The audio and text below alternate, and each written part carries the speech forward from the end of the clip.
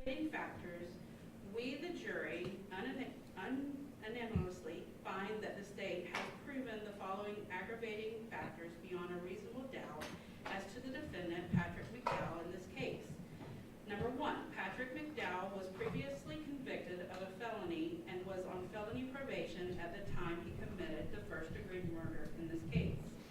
Checked yes. Number two, Patrick McDowell was previously or contemporaneously convicted of a felony involving the use or threat of violence to another person. Checked yes. Number three, the first-degree murder was committed for the purpose of avoiding or preventing a lawful arrest or effecting an escape from custody. Checked yes. Number four, the first-degree murder was committed in a cold, calculated, and premeditated manner without any pretense of moral or legal justification. Checked yes. Number five, Joshua Moyers was a law enforcement officer engaged in the performance of his official duties. Checked yes. If you answered yes to at least one of the aggravating factors listed above, please proceed on to section B. B, weighing process. Having unanimously found that at least one aggravating factor has been established beyond a reasonable doubt in section A above, and having conducted the weighing process as instructed, which requires determining whether sufficient aggravating factors exist and whether those aggravating factors outweigh the mitigating circumstances before making an individual decision as to the sentence, we, the jury, by the indicated vote and number, find that the defendant, Patrick McDowell, should be sentenced as follows. Indicate the number of jurors for life imprisonment without the possibility of parole. 1. Indicate the number of jurors for death. 11.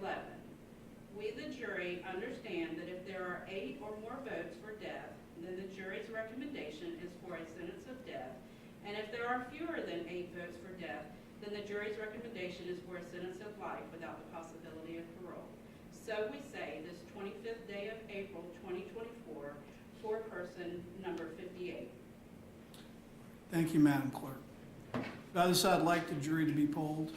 We would, Your Honor.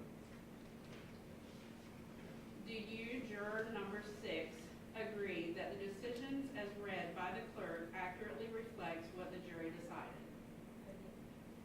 Do you, juror number 8, agree that the decisions as read by the clerk accurately reflects what the jury decided?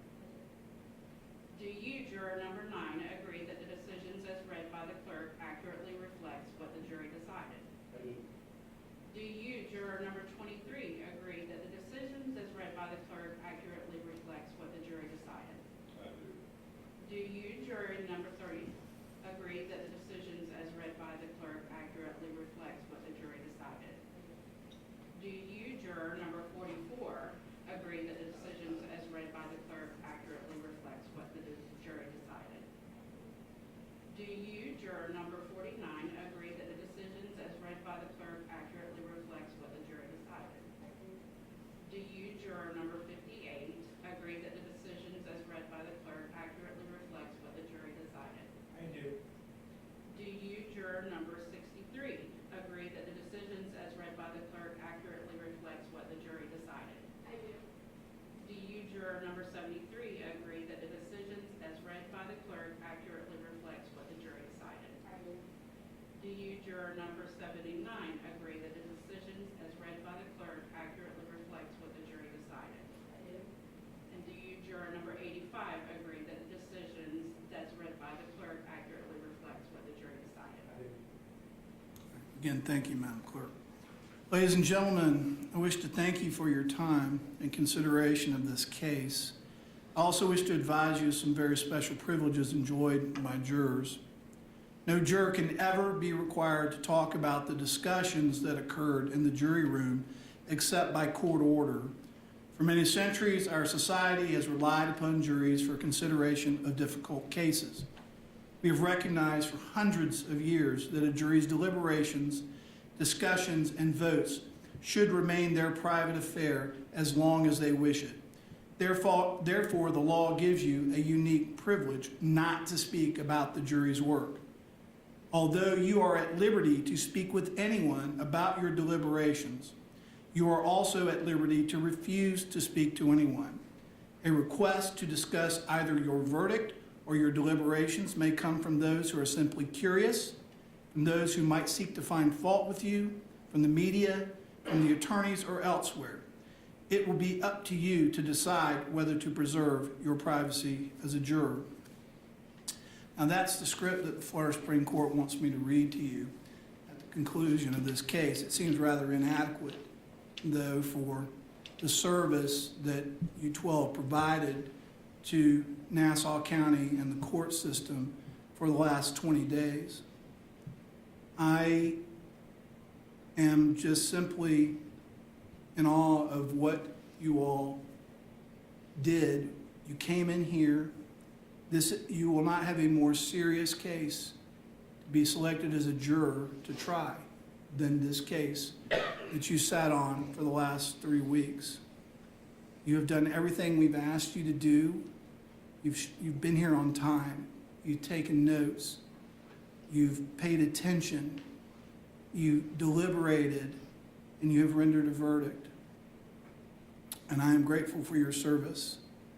I know I speak for everyone that's been involved in this case, that the words just aren't adequate to say thank you. Thank you for your service on this case. People are going to ask you things about this case. They're going to talk to you. There might be people that want you to explain how you got to your decisions. And you can do that if you want, but you don't have to. You don't. All right? That's you have that privilege. And, given the media attention in this case, you may have people from the media come and want to interview you.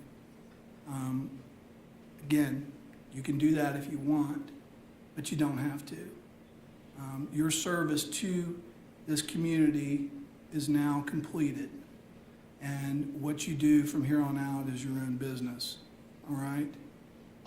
With that, I really don't have much else to tell you because I'm really lost for words at this point and trying to express my gratitude and just the court system's gratitude for your service. You will need to leave your notes. They'll be collected. They'll be destroyed. Take your juror badges. Make sure you get your cell phones. Gather up your personal materials. The bailiffs will take you back there, and then they will escort you downstairs and get you on your way. So with that, all 12 of you are excused. Thank you very much.